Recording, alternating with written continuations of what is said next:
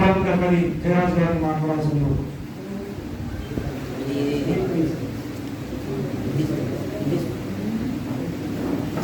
అదేవిధంగా సౌహార్ద భక్తులు కూడా ఉన్నారు.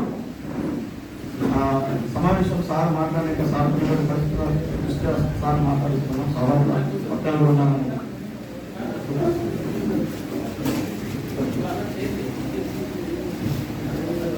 సరే మిత్రులారా, అంటే మీ ఆకలి టెంపర్మెంట్ ఎంతవరకు ఆగుతారు? 10 నిమిషాల, 15 నిమిషాల, 20 నిమిషాల? ఆవేశాన్ని చెప్పబాకండి. ఆకలి అనేది సహజం కదా. కాబట్టి ఒక 15 నిమిషాలు, చాలా మంది సీనియర్స్ ఉన్నారు, పెద్దవాళ్ళు ఉన్నారు, వాళ్ళకు షుగర్లు ఇట్లాంటివి కూడా ఉంటాయి, నేను అర్థం చేసుకున్నాను. కాబట్టి ఒక 15 నిమిషాల్లో సామ్రాట్ అద్భుతంగా, అదే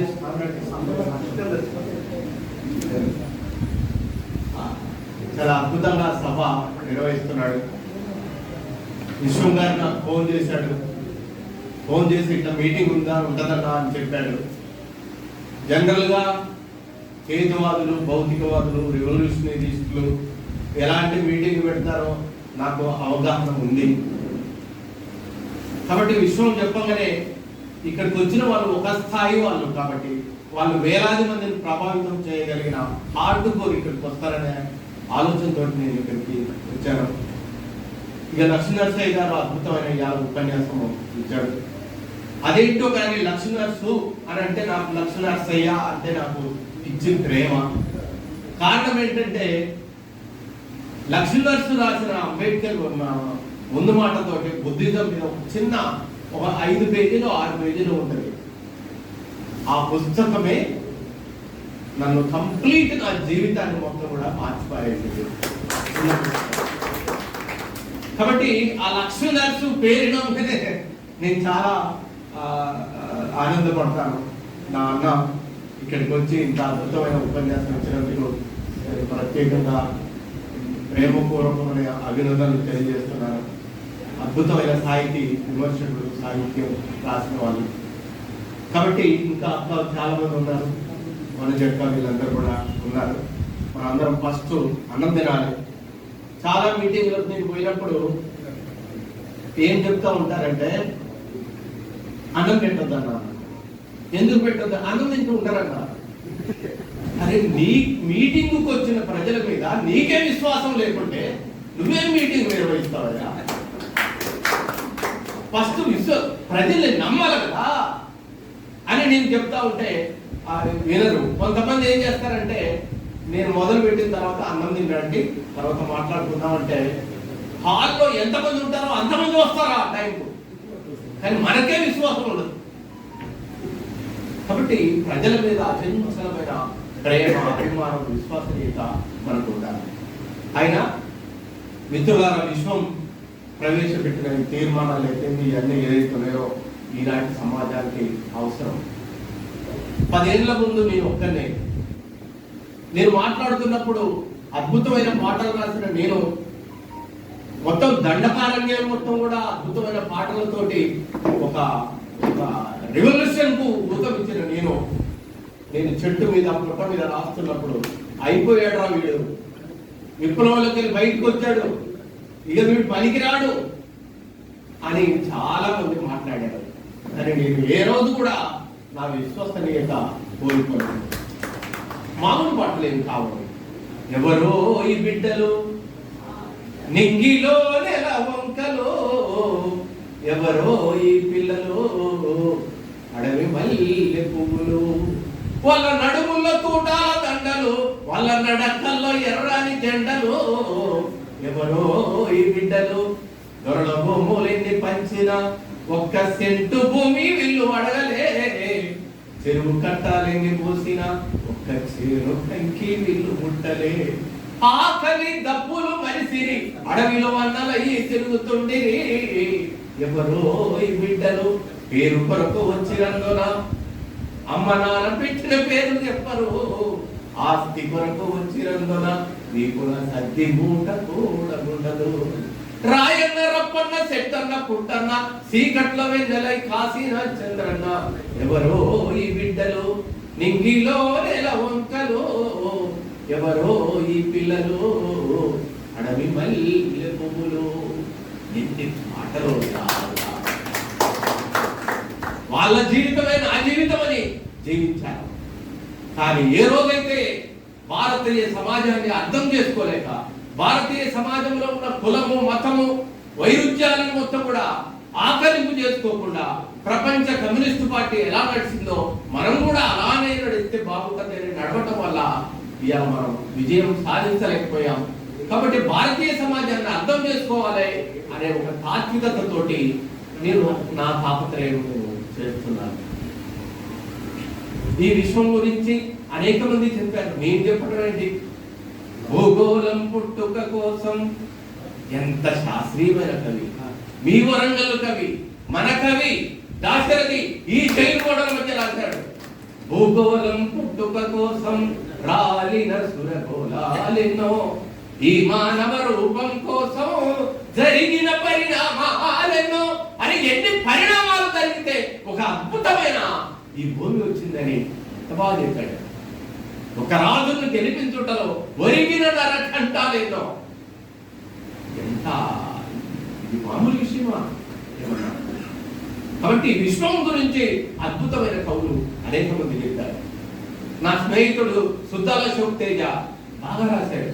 నేలమ్మ నేలమ్మ నేలమ్మ నీకు వేల వేల వందనాలమ్మ, నేలమ్మ నేలమ్మ నేలమ్మ నీకు వేల వేల వందనాలమ్మ. ఎంత చల్లనిదమ్మా ఈ నేల తల్లి, ఎంత చక్కటిదమ్మా నరుగన్న తల్లి. పచ్చ పచ్చని పట్టు చీరల్ని గట్టింది, పండు టాకుల వంటి రెదికల్ని తొడిగింది, కొండ కూరలనేమో కొప్పున ముడిసింది, పొద్దు పొడుపునేమో ముద్దాడా పోతుంది. ఎంత చల్లనిదమ్మా ఈ నేల తల్లి, ఎంత చక్కటిదమ్మా నరుగన్న తల్లి. వాన తల్లుకుని ఒళ్ళు కదిలిందమ్మా, వాన తల్లుకుని ఒళ్ళు కదిలిందమ్మా, నల్ల మబ్బుల్లోన నెలలు పడ్డాయమ్మ, ఋతువుకు నువ్వు బాలెంతా ఓయమ్మ, రతనాల పంటంతా నీ కడుపు పంటమ్మా. ఎంత చల్లనిదమ్మా ఈ నేల తల్లి, ఎంత చక్కటిదమ్మా ననుగన్నా తల్లి. గింజ గింజకు వెయ్యి గింజల్ని తొడిగావు, తాత ముత్తాతలకు తల్లి నీవైనావు, జన్మ జన్మకు నీవు జన్మనిచ్చినావు, చనిపోతే గుండెల్లో చితివేర్చుకున్నావు. ఎంత చల్లనిదమ్మా ఈ నేల తల్లి, ఎంత చక్కటిదమ్మా ననుగన్నా తల్లి. ఈ విశ్వంలో అనేక గ్రహాలు ఉన్నాయి, కానీ ఏ గ్రహం మీద కూడా మనలాంటి ప్రకృతి లేదు. ఏ గ్రహం మీద కూడా ప్రేమ అనురాగం ఆప్యాయతలున్న మనలాంటి మనుషులు ఏ గ్రహం మీద కూడా లేదు. ఇది ఒక్కటే జీవమున్న గ్రహం. మిగతా గ్రహాలను కూడా అక్కడ జీవాలు అనేవి లేని గ్రహాలు మన కళ్ళ ముందు అవపడతా ఉంటాయి. మనిషి విజ్ఞాన శాస్త్రం అభివృద్ధి చెందిన తర్వాత కొన్ని గ్రహాల మీదకి వెళ్ళాడు, కానీ అక్కడ ఉన్న భయంకరమైన పీడనం వల్ల వాడు ఆ పీడనకు తట్టుకోలేక చచ్చిపోయాడు. చాలా మంది గ్రహాల మీదకి వెళ్ళాలని ప్రయత్నం చేశారు, కానీ అక్కడ ఉన్న ఎయిర్ వల్ల మిగలలేకపోయారు. భయంకరమైన హీట్ వల్ల ఎమ్మటే చచ్చిపోయారు, మాడి మలిసైపోయారు. కాబట్టి ఈ గ్రహం మాత్రమే జీవం ఉన్న గ్రహము.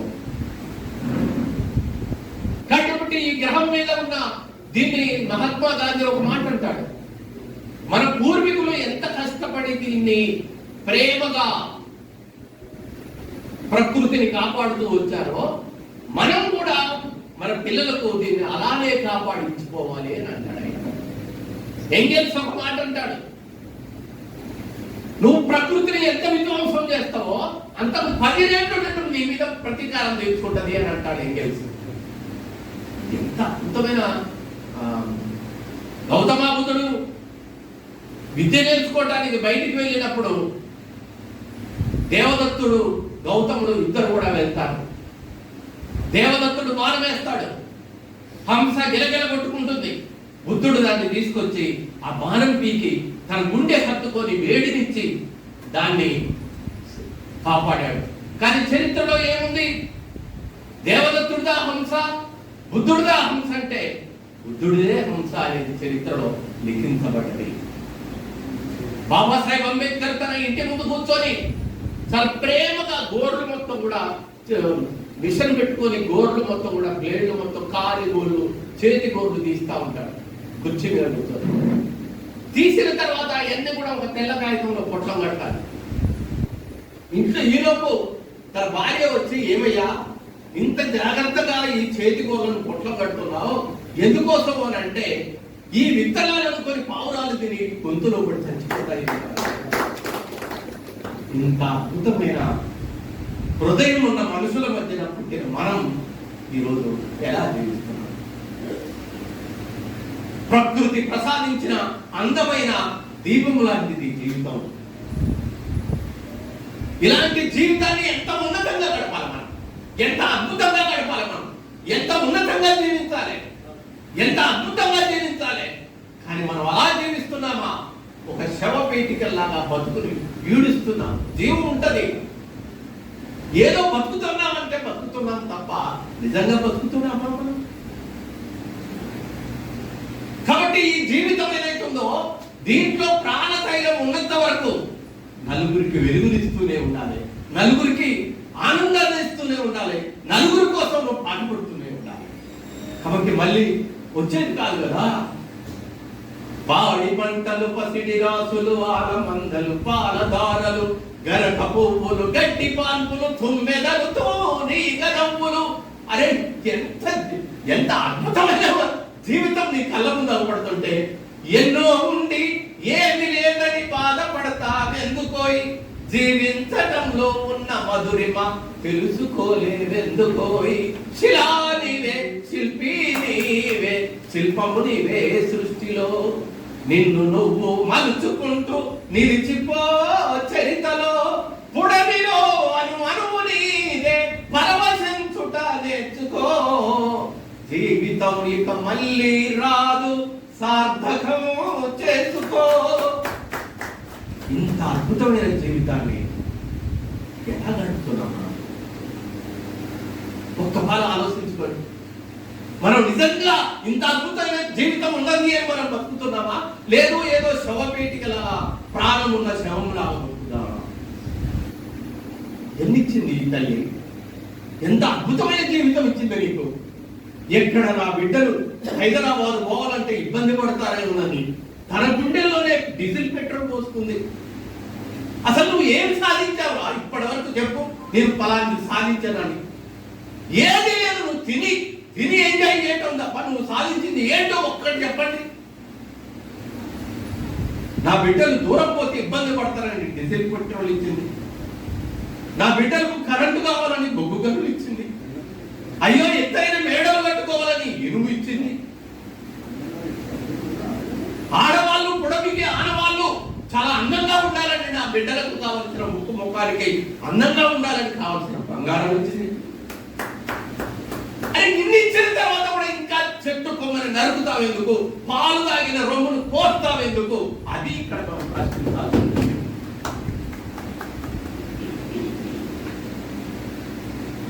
ఇప్పుడు మీరు అన్నం తినలేరు నాకు తెలుసు. ఎందుకంటే పొద్దున్నే అన్నం అమ్మ పాలు తెమ్మని అడుగుతుంది. అరే పాలు తెమ్మని అంటే పాలతోటి పాటు ప్లాస్టిక్ వచ్చింది ఇంట్లో. నేను పాలు కావాలన్నది కానీ అమ్మ ప్లాస్టిక్ తెమ్మని అనలేదే. అమ్మ పూరి చేయడానికి పూలు అడిగింది, పూలతోటి పాటు ప్లాస్టిక్ వచ్చింది. మనం ఇంతకుముందు అమ్మ నాన్న కుటుంబం అంతా కలిసి టిఫిన్ చేస్తున్నాం. ఇప్పుడు హోటల్ ఫోన్ చేస్తే టిఫిన్ వస్తుంది. ఆ టిఫిన్ మొత్తం కూడా ప్లాస్టిక్ పేపర్లో వస్తుంది. ఇప్పుడు మన విశ్వం అన్నం తెప్పించాడు. ఆ అన్నం ప్లేట్ల కానుక మొదలు పెడితే గ్లాసుల కానుక మొత్తం ప్లాస్టిక్ లో. ఈ ప్లాస్టిక్ వల్ల జరిగిన నష్టం ఏంటి? మనిషి ఏమైపోయాడంటే ప్లాస్టిక్ వస్తే ఇబ్బంది లేదు, కానీ ప్లాస్టిక్ లక్షణాలు వచ్చినాయి. ఏంటి అవి? ప్లాస్టిక్ లక్షణం ఏంటంటే యూజ్ అండ్ త్రో. వాడు అవతలపడి నువ్వు కూడా ఎంత తయారైనావు? వాడితోటి అవసరం ఉందంటే బ్రహ్మాండంగా నటిస్తావు. వాడు అవతరం తీరిపోయిందనుకో తీసి గిరాకేస్తాం. మన అమ్మ నాన్నలు ఆస్తులు మొత్తం రాసి పెడతావు, ఒక్కసారి సంతకం పెట్టి ఆస్తులు రాసిచ్చిన తర్వాత తీసుకుపోయి ఆశ్రమంలో పడేస్తావు. Use and throw. ఇలా ఎలా తయారైందంటే ప్లాస్టిక్ తిని తిని తిని తిని తిని వీడు ప్లాస్టిక్ మనిషి అయిపోయాడు. చివరికి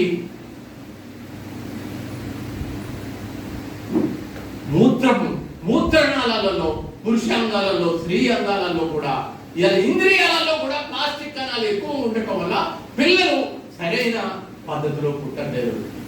అసలు సెక్సువల్ కోరికలే పోయినాయి. 40 సంవత్సరాల పిల్లవాడు కూడా పెళ్లి ఎందుకు అంటే నేను చేసుకుని అంటాడు.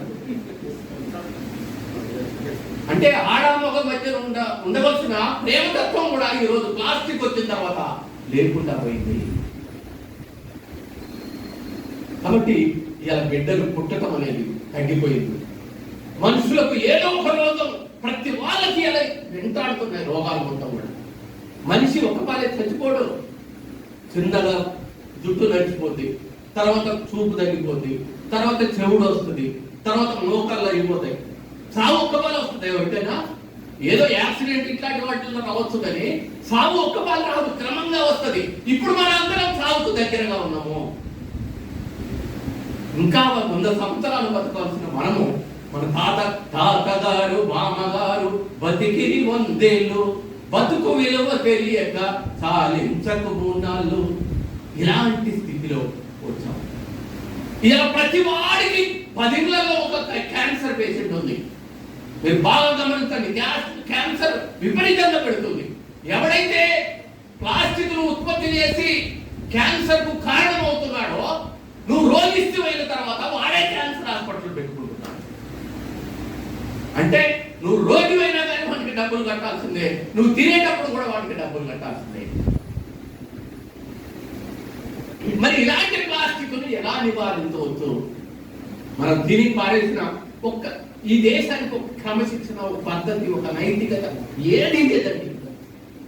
బయట దేశాలకు పోయినట్టయితే ఒక స్కూల్ పిల్లవాడికి నేను 10 చాక్లెట్ ఇస్తే వాడు చాక్లెట్ తిన్న తర్వాత దాన్ని జేబులో వేసుకొని బయటికి వెళ్ళిన తర్వాత చెత్త పుట్ట అలపడ్డ తర్వాత దాంట్లో వేస్తాడు.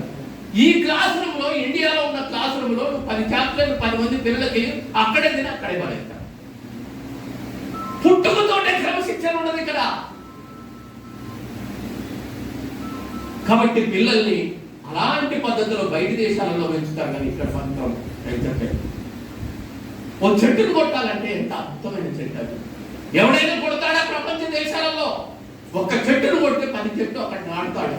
కానీ ఈ దేశంలో చెట్లు విపరీతంగా కొట్టి పారేస్తూ ఉంటారు. ఇక్కడ అద్భుతమైన కొండలు, గుట్టలు వరంగల్లో చాలా అద్భుతంగా ఉంటాయి. ఆ గుట్టలు మొత్తం కూడా గ్రానైట్. ఇలా కాజీపేట జంక్షన్ లో నిలబడితే ట్రైన్ లో సముద్రాన్ని దాటిపోతా ఉంటాయి. ఇక్కడ నుంచి ఇసుక లారీలు మొత్తం కూడా భయంకరంగా వెళ్ళిపోతా ఉంటాయి. నువ్వు సృష్టించలేని దాన్ని నువ్వు విధ్వంసం చేసే హక్కు నీకు ఎవరిచ్చాడు? అందమైన కొండలు కదా, నాకు దుఃఖం వస్తే, కన్నీళ్ళు వస్తే, కష్టాలు వస్తే, గుట్ట మీద కూర్చొని, చెట్టు కింద కూర్చొని ఏడ్చి నాకు నేను మదనపడి నా జీవితాన్ని నేను సరి చేసుకున్నా కదా, అలాంటి కొండలేను గుట్ట లేకుండా చేసి పారేసిన తర్వాత మనిషి మరి ఎడారిలో ఎలా జీవిస్తాడు? ఇది మనం ఆలోచించాలి. నేను క్యాన్సర్ పేషెంట్, మరి నువ్వే ఎందుకు చెప్తున్నావు? నేను క్యాన్సర్ గురైన కాబట్టి చెప్తున్నా. అదే ప్లాస్టిక్ బాటిల్లో నీళ్లు తాగుతాం. రోజుకి ఎన్నిసార్లు తాగుతాం? 4 సార్లు తాగుతాం. 4 బాటిల్లు తీసేస్తావు. ఈ 4 బాటిల్ ఎక్కడేస్తావు? పక్కన వేస్తావు. పక్కన వేస్తాయి, ఎడిపోతాయి. ఏదో సముద్రంలో పడతాయి, వాగులో పడతాయి, ఇంకొకటి పడతాయి. పడ్డాయి, ఎడిపోతాయి. సముద్రంలో పోయిన తర్వాత జలచరాలు మొత్తం నాశనం అవుతున్నాయి. కాబట్టి ఈ బాటిల్లో నీళ్లు తాగేటప్పుడు ఈ బాటిల్కు బదులు రోజు 4 బాటిల్లో వేస్ట్ పడేసే బదులు మనకు కొంచెం భారతీయుడిగా ఒక నియతిగా, ఒక సనాతన ధర్మం అంటారే, మరి అదే సనాతన ధర్మం ప్రకారం మనం ఆలోచిస్తే ఈ బాటిల్ ఒకటి తీసుకున్నాం అనుకో, నువ్వు పూజ తీసుకుంటావా, ఏం తీసుకుంటావా, నీ మత పద్ధతులనే తీసుకో. చెంబు పట్టుకొని పోతావా, అనవసరం నాకు. కానీ ఈ బాటిల్లో ఒక పని నీళ్ళు పోసుకుంటానంటే నేను 4 సార్లు బాటిల్ ఇసిరి కొట్టాల్సిన అవసరం లేదు, పొల్యూషన్ చేయాల్సిన అవసరం లేదు. ఈ బాటిల్లో నేను నీళ్ళు తాగుతాను, మళ్ళీ రేపు ఇదే బాటిల్లో వాడతాను. నా జీవిత కాలం ఒక 2-3 బాటిల్ ఒకవేళ పోయిందనుకో మీటింగ్ లో ఎప్పుడైనా వాడుతూ ఉంటాను. దీనివల్ల నాకు వచ్చే లాభం ఏంటంటే దీంట్లో ఉన్న క్యాన్సర్ అణువులు ఏతున్నాయో, ప్లాస్టిక్ అణువులు, ఒక నానో టెక్నాలజీ కూడా దొరకని అణువులు ఏతున్నాయో అవి నీ శరీరంలో రావటం వల్ల నువ్వు క్యాన్సర్కు గురవుతావు. అదే ఈ బాటిల్ వాటిని నీ దగ్గర ఉంటే నువ్వు క్యాన్సర్కు గురయ్యే అవకాశం లేదు. ఇక అన్నం తిన్నాం అంటే తాగేటప్పుడు జాగ్రత్తగా ఉన్నాం, మనం ఇది తినేటప్పుడు చూద్దాం, ఎక్కడ తిని అక్కడ పాడేస్తాడు. అసలు వీళ్ళు మనుషులేనా? అసలు ఆలోచించండి మీరు పెద్దవాళ్ళు. తిని అక్కడ పడేస్తే అవి ఊర్లో ఉన్న పశువులు మొత్తం కూడా అన్నం కోసం వస్తాయి, తింటాయి. ఏ పశువులు పోసినా కానీ అలా మొత్తం ప్లాస్టిక్ వెళ్తుంది. పశువులు ఎవడు చంపుతున్నాడు? ప్లాస్టిక్ ఉత్పత్తి చేసినప్పుడు చంపుతున్నాడు. తిని పారేసిన కంచాల వల్ల ఆవులు మొత్తం కూడా అంతరించిపోతున్నాయి. ఇక్కడే తింటాడా? గుట్ట మీద పోయి జాతర చేస్తాడు, ఆ జాతర తిని ఆడ పడేస్తాడు. పడేస్తే ఆ గుట్ట మీద ఉన్న వేళ్ళు, దుప్పులు ఇట్లాంటివన్నీ కూడా ఆ ప్లేట్లు తినడం వల్ల ఇవాళ అడవిలో ఉన్న జంతుజాలం మొత్తం కూడా నాశనం అవుతుంది. ఏ తినేటప్పుడు కాస్త జాగ్రత్తగా ఉండలేవా? మరి నేనేం చేస్తానంటే ఇలా ప్లేట్ తీసుకొచ్చుకుంటాను, ఇలా ప్లేట్ తీసుకొచ్చుకుంటాను. రోజుకు ప్లేట్ తిని పడేస్తే బదులు ఈ ప్లేట్ లో తీసుకొచ్చిన అన్నాన్ని పెట్టుకుంటాను, కడుగుతాను, జాగ్రత్తగా ఉంటాను, నాకేం ఇబ్బంది లేదు. కానీ నువ్వు దాంట్లో తినడం వల్ల మీరు గమనించండి, మన విశ్వం తెచ్చిన తెలియదు కదా పాపం, మీరు తప్పుగా అర్థం చేసుకోవాలి. ఆ ప్లాస్టిక్ కింద పేపర్ వేస్తాడు పెట్టుబడిదారుడు, పచ్చగా కోటింగ్ వేస్తాడు, దాని మీద ఒక ప్లాస్టిక్ వేస్తాడు, వేడి వేడి అన్నం దాని మీద పోయిందనే ప్లాస్టిక్ కలిగి నీకు డైరెక్ట్ నీ కడుపులో పోతుంది.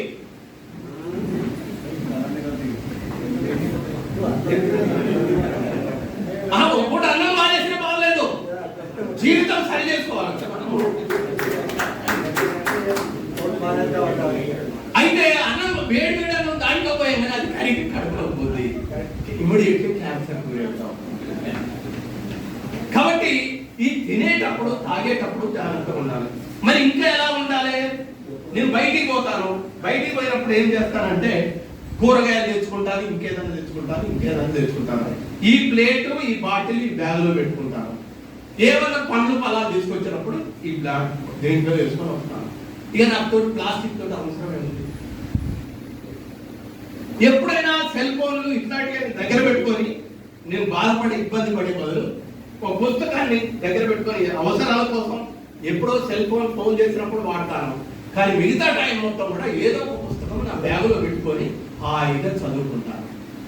మన జీవితాన్ని మనం నిర్ణయించుకోవాలి, కానీ వేరేవాడు అందమైన జీవితం అని వాడు చెప్తే వాడి దాంట్లో మన వీరికి మన జీవితాన్ని విలవిలవిల చేసుకొని మన జీవితాన్ని మనం పాడు చేసుకొని వాడు అర్థ చేసిండు, వీడు ఇంత చేసిండు, ఇంతే ప్రభుత్వాలు ఇంతే, పెట్టుబడిదారులు ఇంతే, ఆడంతే, వీడంతే అంత తిట్టుకుంటూ నెగిటివ్ ఫీలింగ్స్ తోటి మనం జీవించకూడదు.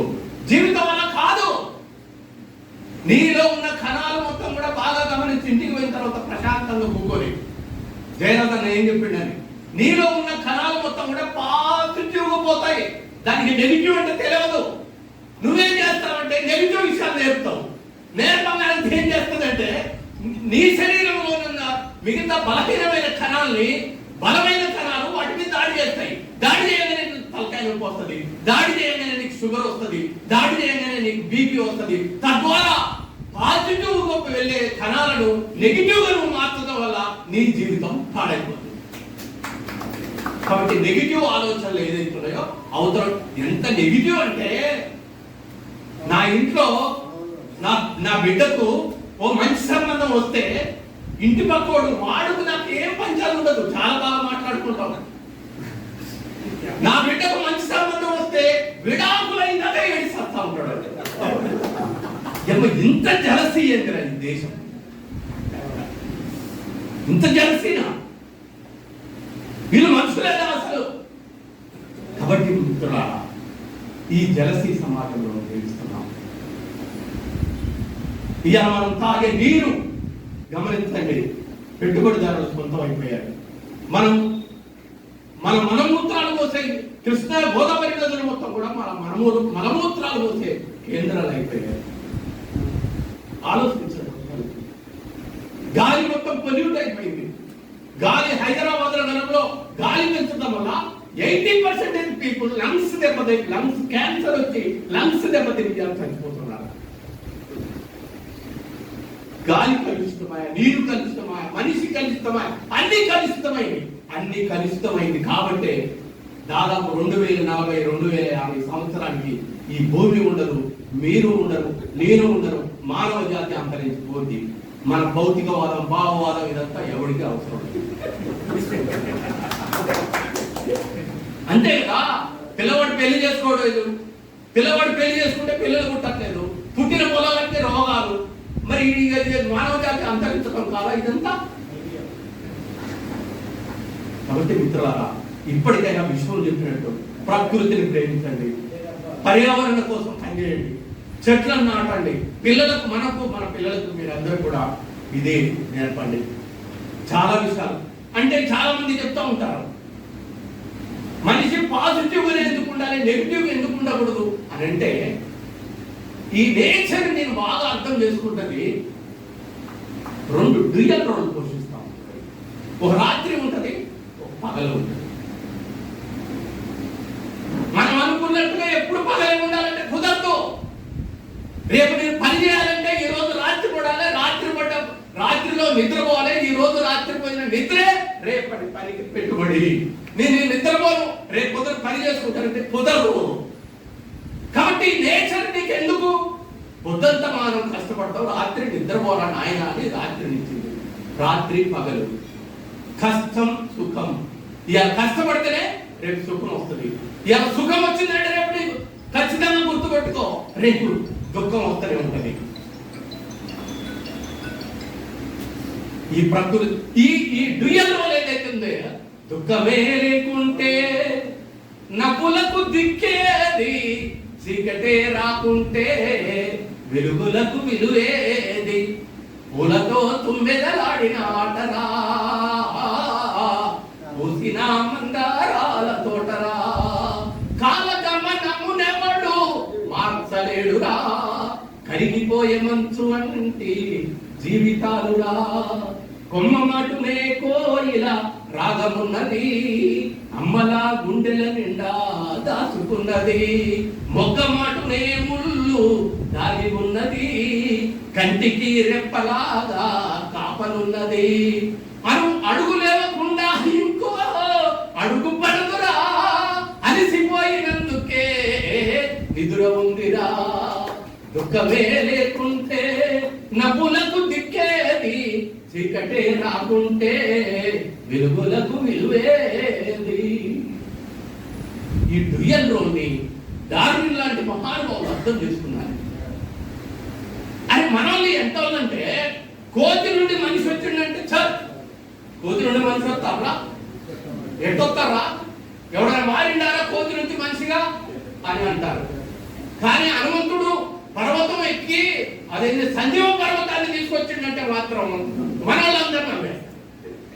అది కోతి, ఇది కోతి కదా. పరిణామ క్రమంలో డార్విన్ చెప్పినట్టుగా అనేక మార్పులు సంభవించబట్టే ఇంత అందమైన శరీరం ఏర్పడింది. సర్వేంద్రియానం నయనం ప్రధానం అన్నారు. కన్ను ఉన్నదంటే ఊరికినే రాలేదు నీకు. ఓ తెల్లటి కనుగుడ్డు మీద, కనురెప్ప మీద ఒక నల్లటి కనుప. ఎంత అరే, ప్రకృతి ఏం చేసినా చాలా బ్యూటిఫుల్ గా చేస్తుంది. గడ్డి పువ్వు పూసినా చాలా అందంగా పూస్తుంది. ఓ తెల్లటి కనుగుడ్డు మీద ఒక నల్లటి కనుపాప ఎక్కడ పాడు చేసుకుంటాడోనని ఆ గుడ్డు వెనుకాల అందమైన చర్మం, కండరం, తల్లి పొత్తిలు లాంటి కండరం. అయినా జాగ్రత్త ఉంచుకోవడాలని ఒక ఎముకల గూడు, అయినా జాగ్రత్త ఉంచుకోవడాలని అసంకల్పితంగా కొట్టుకునే ఒక రెప్ప. నీ గురించి ఈ ప్రకృతి ఇంత శ్రద్ధతో నిన్ను తయారు చేస్తే ఇంత విధవలాగా తయారయ్యారు.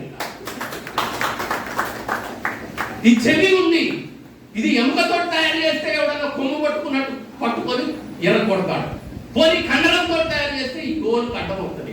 కండలంలో నుంచి కండలం, ఎముకల నుంచి ఎముక కండలం మిక్స్ చేసి ఒక మెత్తటి ఎముకతోటి చెవి తయారు చేసిందంటే ఈ జ్ఞానాన్ని ఏ శాస్త్రవేత్త అందుకోగలిగాడు? ఊరికేనా శరీరం అంటే? ఊరికేనా? మీరు పొద్దున్న లేవమని చూసుకొని ఇలా కొట్టుకోండి, అమ్మ నేను జీవించాను అన్నప్పుడు కలిగే ఆనందం ఇంకెక్కడ దొరకలేదు. కాబట్టి ఈ శరీర నిర్మాణం ఏదైతుందో మామూలుదేం కాదు. ఇది ఊరికే వచ్చింది కాదు. కొన్ని లక్షల కోట్ల మానవ జాతి పరిణామ క్రమంలో వచ్చింది. వీళ్ళ అబ్బాయి ఉన్నాడు అనుకోండి, ఈయన కంటే అందంగా ఉంటాడు. చూడండి, మీరు దగ్గర పెట్టుకొని చూడండి. ఎవరైనా పిల్లలు తీసుకొచ్చారా? మీ నాన్న ఎక్కడ ఉండమ్మా? ఆ నాన్న నువ్వు రండి. కొన్ని యథార్థాలు మాట్లాడుకోవాలి మనం. వీళ్ళ నాన్న వీళ్ళ నాన్న కంటే ఈయన అందంగా ఉన్నాడు. వీళ్ళ నాన్న కంటే ఈయన అందంగా ఉన్నాడు. ఈయన కంటే పిల్లగాడు అందంగా ఉన్నాడు. చూడండి మీరు. అరే ఇది కదా పరిణామక్రమం అంటే. కాబట్టి ఈ జీవితం ఏదైతుందో చాలా వాల్యుబుల్ జీవితం, చాలా ఉన్నతమైన జీవితం. నా డాక్టర్ నన్ను 2 నెలల 15 రోజుల కంటే ఎక్కువ బతుకని చెప్పాడు. క్యాన్సర్ గడ్డలేదు, ఇక్కడ నుంచి ఇక్కడ కోసి పారేశారు. 2 నెలల 15 రోజుల కంటే ఎక్కువ బతుకమని చెప్పాడు. అప్పుడు నేను ఫస్ట్ చదివిన పుస్తకం లక్ష్మీ నరసింహ గారు రాసిన అది బౌద్ధ జీవన విధానం. ఆయన్ని చదివితే ఆయన మహానుభావ. బాబాసాహెబ్ అంబేద్కర్ని చదివాను. చదివితే ఆయన పూలే గురువు అన్నాడు. పూలే ఏం చేసిందంటే అప్పుడు నాకు అర్థమైంది, ఈ దేశంలో పొడుగు బలహీన వర్గాలకు మొట్టమొదటిసారిగా అక్షరాలు నేర్పిన మహానుభావుడు పూలే అనే సంగతి. ఆయన సావిత్రిబా గురించి చెప్పాడు. అప్పుడు సావిత్రిబా గురించి ఆలోచించాను. ఈ దేశంలో మొట్టమొదటిసారిగా మహిళలకు అక్షరాలు నేర్పిన మహాతల్లి సావిత్రిబా. ఆయన బౌద్ధం తీసుకున్నాడు. ఏముంది నా బౌద్ధంలో అని నేను బౌద్ధం మొత్తం చదివాను. అద్భుతమైన పాఠాలు రాశాను. ఇలా నా 2 నెలల జీవితంలో చావు దగ్గరకు వస్తుంది రాస్తున్నాను. వచ్చిన పాటలు మొత్తం కూడా దగ్గర పెట్టుకుని బుద్ధుడు, పూలే, అంబేద్కర్ వీళ్ళ జీవితాల మీద ఆ 2 నెలల్లో వచ్చిన పాటలు మొత్తం కూడా సీడీ చేయాలి. నాకు ఆ డబ్బులు లేవు. అమ్మ ఏం చేస్తే బాగుంటుందని అంటే, నీ ఆశయాల కంటే ఏది గొప్పది కాదని ఒంటి మీద ఉన్న బంగారం అప్పుడప్పుడు సినిమా 25-30 సినిమాలకు పాటలు రాస్తే ఆ వచ్చిన డబ్బులతోటి బంగారం కొరికి ఆ మెడకేసేవాడిని. ఆ ధనం మొత్తం కూడా బంగారం మొత్తం ఇస్తే దాన్ని అమ్ముకొని అప్పుడు సీడీలు చేసి, మీరు మార్క్స్ వేరు అంబేద్కర్ వేరు అంటున్నారు. బుద్ధుడి యొక్క ప్రభావం మార్క్స్ మీద ఉంది. బుద్ధుడి యొక్క ప్రభావం అంబేద్కర్ మీద ఉంది. బుద్ధుడి యొక్క ప్రభావం ఐన్స్టీన్ మీద ఉంది. బుద్ధుడి యొక్క ప్రభావం అశోకుడి మీద ఉంది. అనేక మంది గజ దొంగలను కూడా మార్చిన చరిత్ర అశోకుడు కలింగయుద్ధంలో లక్షలాది మంది సైన్యాన్ని పోగొట్టుకొని బౌద్ధం తీసుకున్న తర్వాత చెట్లు నాటాడు, చెరువులు తవ్వాడు, అద్భుతమైన మార్గాన్ని ఎన్నుకున్నాడు. కాబట్టి బౌద్ధం యొక్క పునాదులే ఇక్కడ ఉన్నాయి అనే ఉద్దేశంతో అప్పుడు చెప్పాను, భారత్ మార్క్స్ అంబేద్కర్ అని. ఒక నాణ్యం నెగ్గాలంటే ఒక పక్క బొమ్మ ఉండాలి, ఒక పక్క బొరుసు ఉండాలి. అంబేద్కర్ ఉండాలి, మార్క్స్ ఉండాలని చెప్పాను. బౌద్ధం యొక్క విశిష్టతను నేను నేచర్ లో ఉన్న విషయాలను చెప్తాను. బౌద్ధం ఎంత గొప్పగా చెప్పింది. ఒక అడవిలో 2 చెట్లు ఉంటాయి, అయిపోతుంది. ఒక అడవిలో 2 చెట్లు ఉంటాయి. చెట్టు ఉంటే పులి కలేబరాలను తీసుకొచ్చి ఆ చెట్టు కింద తింటా ఉంటుంది. ఆ చెట్టుకు వాసన భరించలేక ఈ పులి పాడుదాన్ని ఎప్పుడు వెళ్ళిపోద్దిరా అని ఏడుతా ఉంటుంది. ఆ 2వ చెట్టు ఏముంటదంటే, మనం కొన్ని భరించాలి, ఎప్పుడు మంచి వాసనే కాదు ఇట్లాంటి వాసనలు కూడా వస్తాయి, మనం భరించాలంటే నువ్వు అంతే అంటావులే, నేను పులిని చంపేస్తానని ఆ రాత్రి గాలికి చెట్టు ఊడి పులి మీద పడే వరకు పులి చచ్చిపోయింది, చెట్టు కూలిపోయింది. ఈ పులి చచ్చిపోయిన సంగతి ఊరోలో తెలిసింది. అరే అడవిలో పులి లేదు అక్కడ అని మొత్తం గొడ్డలు పట్టుకొని వచ్చి అడవి మొత్తం అప్పుడు నిలబడి ఉన్న ఆ ఒక్క చెట్టును కూడా లేకుండా చేశారు. ఎంత అద్భుతమైన ఫిలాసఫీ బౌద్ధం చెప్పింది ఈ దేశాన్ని. ఎందుకు బౌద్ధం ఇక్కడి నుంచి తిరస్కరించబడింది? గురిజాడప్పారా అంటాడు, ఏ రోజైతే బౌద్ధం నాశనమైందో ఆ రోజే ఈ దేశం నాశనం అయిపోయింది, ఆత్మహత్య చేసుకుంది అని అంటాడు. ఏముంది బౌద్ధం మత్తుకు బానిస కావద్దని చెప్తుంది. బౌద్ధం స్త్రీలను గౌరవించవాలని చెప్తుంది. బౌద్ధం అధిక స్వార్థం లేకుండా కోరికలు లేకుండా ఎవడు ఉండడు. బౌద్ధానికి కోరికలు ఉండొద్దు సన్నాసులు అని చెప్తున్నారు. కోరికలు ఉండాలి. కోరికలు ఎలా అదుపులో ఉంచుకోవాలో బౌద్ధం చెప్తుంది. కోరికలను ఎలా జయించాలో కావాలో బౌద్ధం చెప్తుంది. ఇంత అద్భుతమైన జీవితం ఈ భారతదేశంలోనే పుట్టింది, ఈ భారతీయ సమాజంలోనే పుట్టింది. 2500 సంవత్సరాల క్రితం బుద్ధుడు ఒక అద్భుతమైన సమాజాన్ని నిర్మించి వెళ్ళిపోయాడు. కానీ బౌద్ధుల తలను మొత్తం తీసుకొచ్చారు, బౌద్ధ విగ్రహాలను మొత్తం కూడా ఇలా అనేక దేవతలకు మొత్తం కూడా మీరు కిరీటం తీసి పక్కన పడేయండి, కిరీటం పక్కన పడేయండి, చెవులు పీకేయండి, ఆ రంగు మొత్తం నీళ్లు పోయండి, ఆ విగ్రహం బౌద్ధ విగ్రహం అయి ఉంటుంది. ఏ దేవాలయంలో చూసినా కానీ అదే విగ్రహం ఉంటుంది. అక్క బౌద్ధల తలకు మొత్తం నేలమట్టం చేసి పారేశారు. పిచ్చి వాళ్ళ అన్నం నేను. బౌద్ధులు ఎంత గొప్ప వాళ్ళంటే వాడు అద్భుతమైన సాహిత్యం ఉంటుంది, కానీ అవతల వాడిని బూతు మాట అన్నాడు. చైనా మార్షల్స్ లాగా 100 మందిని పడగొట్టగలిగే శక్తి బౌద్ధులకు ఉంటుంది, కానీ అవతల వాడి మీద యుద్ధం చేయడు. ఎంత అద్భుతమైన విలాసం ఈ దేశం. ఇవాళ జర్మనీ, జపాన్, సింగపూర్, మలేషియా దేశాలు మొత్తం కూడా బౌద్ధాన్ని, చైనా లాంటి దేశాలు బౌద్ధాన్ని పట్టుకోవడం వల్ల ఇవాళ ప్రపంచంలో నెంబర్ 1 స్థానంలోకి ఉన్నాయి. బౌద్ధాన్ని వెళ్ళగొట్టడం వల్ల ఈ దేశం అట్టడుగు స్థానం తెలిపింది. కాబట్టి మిత్రులారా, గౌతమ బుద్ధుడు అందరినీ ప్రపంచంలో ఉన్న అందరినీ ప్రభావితం చేస్తాడు. బౌద్ధం నేచర్ పశుపక్షాదులను ప్రేమించాలని చెప్పిన మొట్టమొదటి తత్వవేత్త గౌతమ బుద్ధుడు. అని ఎంత గొప్ప మానవుడు అంటే, ఎంత గొప్ప మనిషి అంటే, అడవిలో ఉన్నప్పుడు ఒకడు బొందలోవి అడవికి ఏనుగు పట్టం కోసం దాంట్లో ఉచ్చేస్తాడు. ఏనుగు వచ్చి గాలిలో పడుతుంది, పడగానే ముత్తుకుంటా ఉంటుంది, రక్షించండి అని. ఎవరు వచ్చి రక్షిస్తాడు? అప్పుడు గౌతమ బుద్ధుడు తన శిష్యులతో వచ్చి చూసి దాన్ని బయటికి తీశాడు. దాని గాయాలు మొత్తం కూడా మార్చాడు. మార్చిన తర్వాత దాన్ని తిరిగి అడవిలో వదిలిపెట్టాడు. వదిలిపెట్టిన తర్వాత అక్కడ ఉన్న రాజు ఆ ఏనుగును తీసుకుపోయి ఆయన రాజ్యంలో ఉంచుకున్నాడు. గౌతమ బుద్ధుని బోధనని మొత్తం విశ్వసించని ఆ రాజు బుద్ధుని మొత్తం నాశనం చేయాలని కంకణం కట్టుకున్నాడు. కానీ బౌద్ధులు మొత్తం వస్తా ఉన్నారు రాజ్యంలోకి బౌద్ధులు వస్తా ఉంటే గుర్రాన్ని వదిలిపెట్టాడు, తొక్కేయండి వీళ్ళని అని. మన ఏనుగులు వదిలిపెట్టాడు, తొక్కేయండి బుద్ధుని అని. తీరా ఏనుగు దగ్గరికి వచ్చి ఇటుపక్క బుద్ధులు వస్తున్నారు, ఇటుపక్క ఏనుగు వస్తుంది. తీరా దగ్గరికి వచ్చిన తర్వాత మోకరిల్లి కొండకు తోటి ఆశీర్వాదం చెప్పింది. ఎందుకు చెప్పిందంటే మీరు బాగా గమనించండి, ఏనుగు సెన్సిటివ్ ఎక్కువ ఉంటుంది, ముక్కు పొడవు ఉంటుంది కాబట్టి వాసన పసిగట్టగలుగుతుంది. కృతజ్ఞత కలిగిన జీవి అది. కాబట్టి బుద్ధుడు ఆ రోజు గుండెలో పడ్డప్పుడు కాపాడింది కాబట్టి ఆ ఏనుగు బుద్ధుడికి నమస్కారాలు చెప్పడం అనేది జరిగింది. ఇలాంటి ఒక జీవహింస లేని సమాజాన్ని, మంచిని సమాజాన్ని కోరుకున్న ఈ దేశంలో ఇలా అవన్నీ కూడా నాశనం చేస్తున్నారు. కాబట్టి మిత్రులారా, ఎప్పుడైనా మీరు ఆలోచించండి. చాలా మంది అంటారు అంటే మరి తినకూడదా, మాంసం తినకూడదా, అది తినకూడదా, ఇది తినకూడదా. నేచర్ చాలా గొప్పది. ఒక ద్వీపంలో 4 సింహాలు ఉన్నాయి, 4 పులులు ఉన్నాయి, ఒక 500 లేళ్ళు ఉన్నాయి. ఈ 4 పులులు ఏది బలహీనమైతే ఉంటుందో లేళ్లలో దాన్ని వెంటాడుతాయి, తింటాయి, తిని జీవిస్తాయి. ఆకలి అయ్యేంత వరకు పులి తన కళ్ళ ముందు లేడి ఎగిరినదని పట్టుకోదు. మీరు బాగా గమనించండి. తన ఆకలైనప్పుడు మాత్రమే తింటుంది.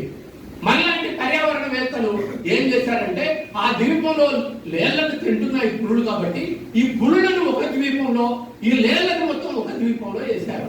వేస్తే ఏమైందంటే పులులేమో ఆహారం లేకుండా చచ్చిపోయినాయి, ఈ లేళ్లేమో గడ్డి తిని గడ్డి మొత్తం లేకుండా పోయి వాటికి రోగాలు వచ్చి కలేబరాలుగా మారి చచ్చిపోయాయి.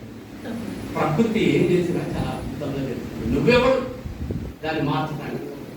ప్రకృతికి ఏది ఎంత శాతం ఉండాలో తెలుసు. ప్రకృతిని ఒడిసి పట్టడానికి, ప్రకృతిని శోధించడానికి మన సైన్స్, మన బుద్ధి ఇంకా సరిపోదు. మనమందరి కలేబరాలను మొత్తం కూడా వరదలో తీసుకువెళ్ళి సముద్రంలో కలుపుతుంది. సముద్రంలో కలిపిన తర్వాత ఉప్పు నీరు అవుతుంది. ఈ కలేబరాలు మొత్తం కరగాలంటే అక్కడ ఉప్పు నీరే ఉండాలి. కానీ సముద్రంలో నీరు మొత్తం కూడా మేఘాల్లోకి వెళ్ళిపోతుంది, ఆవిరి.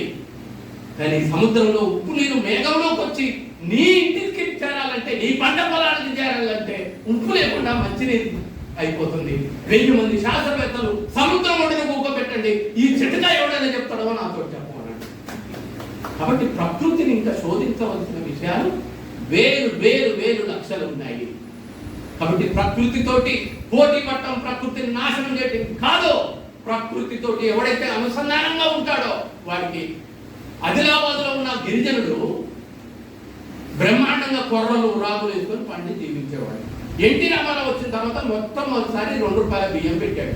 ఈ 2 రూపాయల బియ్యం అడవికి కూడా పోయినాయి. ఈ రేషన్ షాప్ లో 2 రూపాయల బియ్యం తిన్న తర్వాత అప్పటిదాకా అడవిలో షుగర్ లేని వాడు 2 రూపాయల బియ్యం ఎప్పుడైతే ముట్టుకున్నాడో అప్పటి నుంచి షుగర్ స్టార్ట్ అయింది.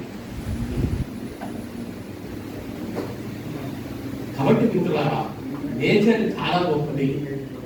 కాబట్టి ఇలాంటి నేచర్ కు మనకు కృతజ్ఞత కలిగి ఉండటం తప్ప ఇంకోటి మనం చేయవలసింది ఏమి లేదు. ప్రకృతిని కాపాడాల్సిన బాధ్యత మన మీద ఉందనే విషయాన్ని, ప్రకృతిలో ఎన్ని విషయాలు ఇంకా టైం లేదు మీకు, కానీ మన జ్ఞానం ఎవడిచ్చాడు? ఎవడిచ్చాడు? నువ్వు తెలుసుకున్నావా?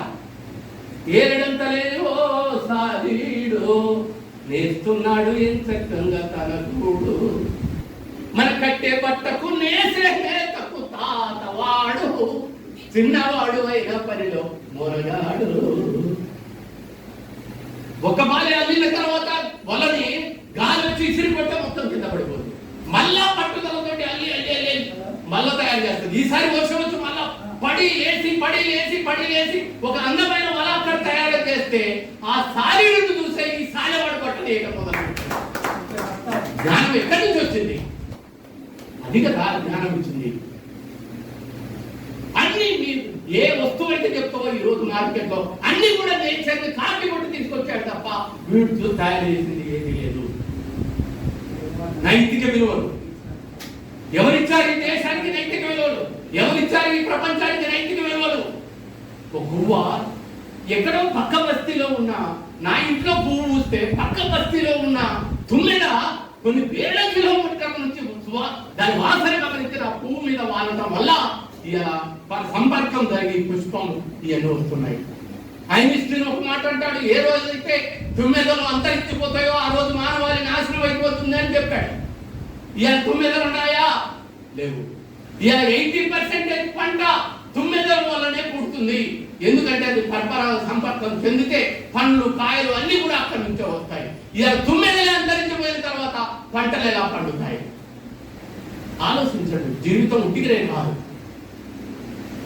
హరిత విప్లవం పేరుతోటి మా నాన్న అమ్మ మీలాంటి పెద్ద మనుషులు మొత్తం కూడా బండ్ల మీద ఎరువు వేసుకొని పోయి పంట పొలాలలో మనం పండించే వాళ్ళం. అలాంటి వాళ్ళకు మొత్తం కూడా ఈ పెట్టుబడిదారులు రసాయనిక ఎరువులు అలవాటు చేశారు. తద్వారా ఏమైంది? ఇవాళ పంట పొలాలకు వెళ్తే భయంకరమైన వాసన. ఆ పురుగు మందులు కొట్టిన ఎరువులు లేవు, నత్తలు లేవు, జలగలు లేవు, ఏదీ లేదు. పుట్టి చచ్చిపోయింది భూమి. ఈ రసాయనిక ఎరువులు వాడటం వల్ల ఫస్ట్ భూమి చచ్చిపోయింది. ఆ చచ్చిపోయిన భూమి మీద మళ్ళా బలానికి ఎరువు వేస్తాడు. ఎరువు వేసినది పండదు.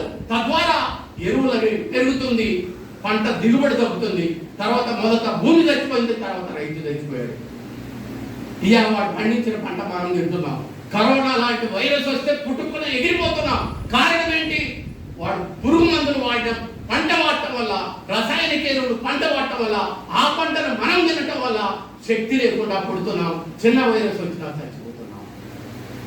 మొదట భూమి చచ్చిపోయింది, తర్వాత రైతు చచ్చిపోయింది, ఇప్పుడు మనం చచ్చిపోతున్నాం. ఇప్పుడు కూడా ఆలోచించకుంటే ఇక ఈ దేశాన్ని, ప్రపంచాన్ని, పేదరికంలో ఈ దేశం 3వ దేశం. మనకంటే ముందు ఉన్నది బంగ్లాదేశ్, పాకిస్తాన్, తర్వాత మనదే. సుఖంగా ఉండే దేశాలలో 26వ దేశం మనది. అంటే మనకంటే 25 దేశాలు సుఖంగా ఉన్నాయి, మనకు సుఖం లేదు. కాబట్టి పొల్యూషన్ లో కూడా ఈ దేశం 3వ దేశం. అది ఎంత అద్భుతమైన. అరే అమెరికా వెళ్తే మీరు భయంకరమైన చలి ఉంటుంది, అక్కడ వ్యవసాయం చేసుకోవడం కష్టం. అయినా వాడు చలిలో కష్టపడి నెంబర్ 1 స్థానంలోకి వెళ్ళాడు. అరబ్ దేశాల్లో భయంకరమైన నీరుండదు, ఎడారి. అయినా వాడు కష్టపడి ఎలా నెంబర్ 1 దేశంగా ఎదుగుతున్నారు. భారతదేశం కాడికి వచ్చే వరకు 4 నెలలు వర్షపాతం, 4 నెలలు చలి, 4 నెలలు ఎండాకాలం, సారవంతమైన భూమి, కష్టపడి పని చేయగలిగే అద్భుతమైన పాలమూరు లాంటి లేబర్ ఇన్ని ఉన్నా కానీ ఈ దేశం వెనకబడిపోతుందంటే బికాస్ ఆఫ్ ఐక్యత లేదు. దీని అమ్మ కులం కులం కులం ఎక్కడ ముట్టుకున్న కులం. కులాన్ని నిషేధించకుండా, కుల స్పృహ వదిలిపెట్టకుండా ఇంచు కూడా మనం కావాలి. కాబట్టి మిత్రులారా, ఈ రుగ్మతలన్నీ మీరు దాటాలంటే మీరందరూ కూడా ప్రకృతిని ప్రేమించండి. మీ పిల్లల్ని, మీ మనవళ్ళని గుళ్ళ వైపు తిప్పబాకండి, అడవి వైపు తిప్పండి. ఇక్కడ ఏమేమి నదులు ఉన్నాయో చూపెట్టండి. గోదావరి చూపెట్టండి, కృష్ణా చూపెట్టండి, చెట్టును చూపెట్టండి. చెట్టు ఆకు తెంపితే పాలు ఎలా రాలుతున్నాయో చూపెట్టండి. ఇవన్నీ చేపట్టడం వల్ల ఒక డార్విన్ తయారవుతాడు, ఒక అద్భుతమైన ఐన్స్టీన్ తయారవుతాడు, ఒక బాబాసాహెబ్ అంబేద్కర్ తయారవుతాడు, ఒక మార్క్స్ తయారవుతాడు, ఒక గౌతమ బుద్ధుడు తయారవుతాడు. అందుకోసం మీరందరూ రేపటి నుంచి స్కూళ్ళు, కాలేజీలు, పిల్లల దగ్గరికి వెళ్ళి ఒక అద్భుతమైన ఈ ప్రకృతి పాఠాలను మొత్తం కూడా చెప్పాలని తెలియజేస్తున్నాను. 122 స్టోరీస్ తోటి ఈ పుస్తకం తీసుకొచ్చాను. ఇది మామూలు పుస్తకం కాదు, అద్భుతమైన ఫోటోగ్రఫీ దీంట్లో ఉంటుంది. ఈ ఫోటో ఇది ఇప్పటికే 3 ముద్రలు అయిపోయింది. ఇంగ్లీష్ లో వచ్చింది, 2వ ముద్ర ప్రింట్ అవుతుంది. హిందీలో వచ్చింది, కన్నడ వచ్చింది. 500 రూపాయల పుస్తకం అంటే లైన్లు కట్టి వెలబడి తీసుకుంటున్నారు. నేను సప్లై చేయలేకపోతున్నాను. ఇందులో భూమి మాట్లాడుతుంది, సూర్యుడు నా తండ్రి. చూడు అటాచ్మెంట్, భావవాదం, భౌతికవాదం అని లెక్కలు వేసుకుంటున్నాం. ఎలా మాట్లాడుతుందో చూడండి. సూర్యుడు నా తండ్రి, చంద్రుడు నా తమ్ముడు, గ్రహాలు నా సాధ్యాలు, వినీలాకాశమే నా ప్రపంచం. ఒకనాడు దేదీప్యమానంగా ఎలిగాను, నేడు కలుషితమైపోయాను. నాపై జీవించే సమస్త జీవరాశి కనుమరుగయ్యే కాలం ఆసన్నమైంది. నేను కట్టుకున్న ఓజోను చిరిగిపోయింది. నా కాళ్ళు గతి తప్పుతున్నాయి, నా చేతులు పని చేయకున్నవి, నా చెవులు మందగించాయి, నా చూపు తగ్గిపోయింది. ఇలాంటి టైంలో నా గురించి రాసే ఒక వాక్యకారుడు, ఒక కవి కావాలని నన్ను అడుగుకోవడం వల్ల ఈ పుస్తకం తీసుకుంటాను. ఈ పుస్తకం చదివిన అనేక మంది రైతులు రసాయనిక ఎరువులు వేయకుండా పంటలు వేస్తున్నారు. 100 ఎకరాల ఆసామి 3 ఎకరాల్లో పడిపోయాడు భూమి చచ్చిపోవటం వల్ల. తర్వాత ఈ పుస్తకం చదివిన తర్వాత ఇప్పుడు 100 ఎకరాలు కొన్నాడు.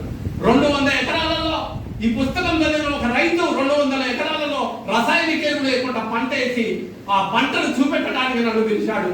తీరా పంట మొత్తం చూసిన తర్వాత మధ్యకు వస్తే ఒక గుడి ఉంది. ఎవరిది గుడి అంటే అది జయరాజన్నకు ప్రేమతో వచ్చిన గుడి. నేనేం కాదనలేకపోయాను. అయ్యా నేను ఇప్పుడే వెళ్ళలేదు కదా, నాకు ఇష్టమైన బుద్ధుల్ని పెట్టుకోమంటే ఆ గుళ్ళో బుద్ధుల్ని పెట్టుకున్నాను. ఇక ఈ పుస్తకం వచ్చిన తర్వాత, ఈ పుస్తకంలో సాలీడి స్టోరీ చదివిన తర్వాత ఒక ఇల్లాలు బాత్రూమ్ లో ఇంతకుముందు చీకరేసి కొట్టేది సాలీడుని. ఈ పుస్తకం చదివిన స్టోరీ చదివిన తర్వాత ఆ సాలీడును ముట్టుకోవటానికి నాకు ఇబ్బంది అవుతుంది అన్న. ఈ పుస్తకం చదివిన అమ్మాయి 8 గంటలకు మొదలు పెట్టి 2 గంటలకు పుస్తకాన్ని కంప్లీట్ చేసి 2 గంటలకు నాకు ఫోన్ చేసి, అన్నా నీ పుస్తకం పూర్తి చేశాను, ఈ భూమి ఉన్నంత వరకు నీ బుక్ ఉంటుందన్నా అని చెప్పి. ఇది ఈరోజు ప్రపంచానికి కావాల్సింది. చాలా అద్భుతమైన స్టోరీలు. మీరు డబ్బులున్న వాళ్ళు ఎన్నో వాటికి ఖర్చు పెడతా ఉంటాం. ఒక 30 కూడా లేనట్టుంది, 20-25 కారులో తీసుకొచ్చాం. మా బాబు దగ్గర కూడా తీసుకొచ్చి ఇక్కడ పెడతారు. మీరు ఈ పుస్తకం చదవటం వల్ల విశ్వాన్ని ప్రేమిస్తారు, కులాన్ని వదిలిపెట్టుకుంటారు, మతాన్ని వదిలిపెట్టుకుంటారు, ప్రాంతాన్ని వదిలిపెట్టుకుంటారు, మట్టిని ప్రేమిస్తారు, చెట్టును ప్రేమిస్తారు, పర్యావరణ ప్రేమికులై ఈ భూమిని రక్షించడానికి పుట్టిన మరో గౌతమ బుద్ధులైతారు. కాబట్టి మీరు అలాంటి పని చేస్తారని తెలియజేస్తున్నాను. పాటే నా ప్రాణం, నా కాడ ఏమీ లేదు.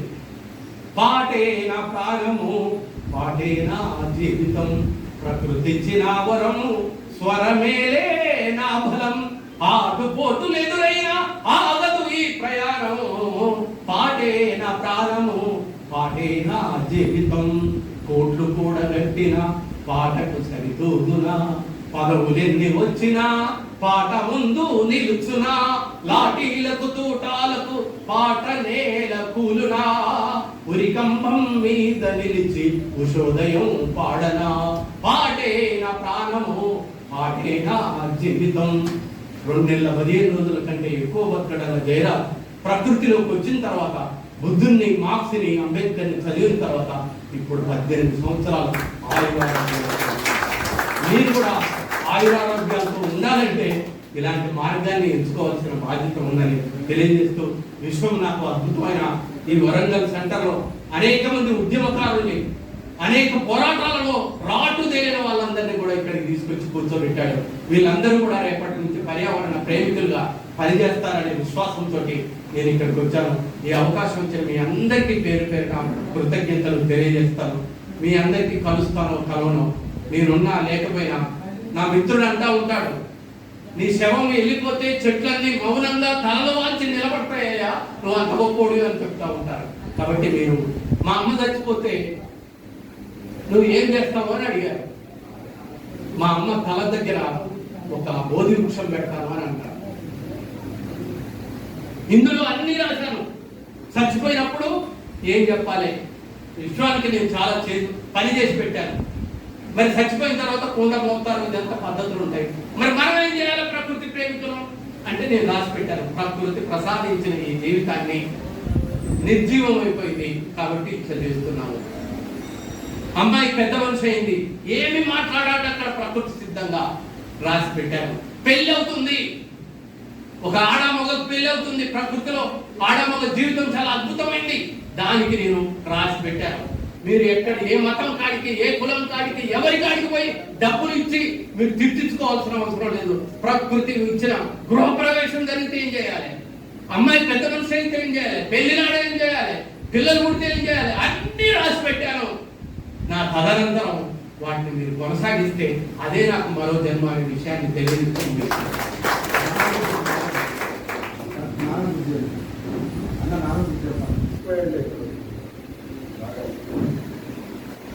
ఎట్లా మాట్లాడాలి, ఏం మాట్లాడాలి? ప్రకృతిలో జీవించేటువంటి మనల్ని ప్రకృతి చుట్టూ తిప్పినటువంటి జయరాజన్న గురించి ఏం చెప్పాలి? ప్రకృతిని చుట్టూరా కాసేపు తిప్పిన జయరాజన్న మన కళ్ళ ముందున్నాడు. ప్రతి మాట ప్రతి పాట మన గుండెలా నిండా ప్రేమను పంచింది, మనిషిగా మారమని చెప్పింది. ఒక అద్భుతమైనటువంటి ప్రకృతి ప్రేమికుల్ని ఇక్కడ తీసుకొచ్చాం. ఒక తప్పు కూడా చేయబోతాను, ప్లాస్టిక్ ప్లేట్లల్లో మీ అందరికీ అన్నం వడ్డించబోతాను, క్షమించండి. ఎందుకంటే తప్పలేని పరిస్థితి. ఈ రోజు నుండి నాతో పాటు ఈ ప్లాస్టిక్ వాటర్ బాటిల్ నాకు నేను నిషేధించుకుంటానా, ఇది ప్రతిజ్ఞ చేస్తాను.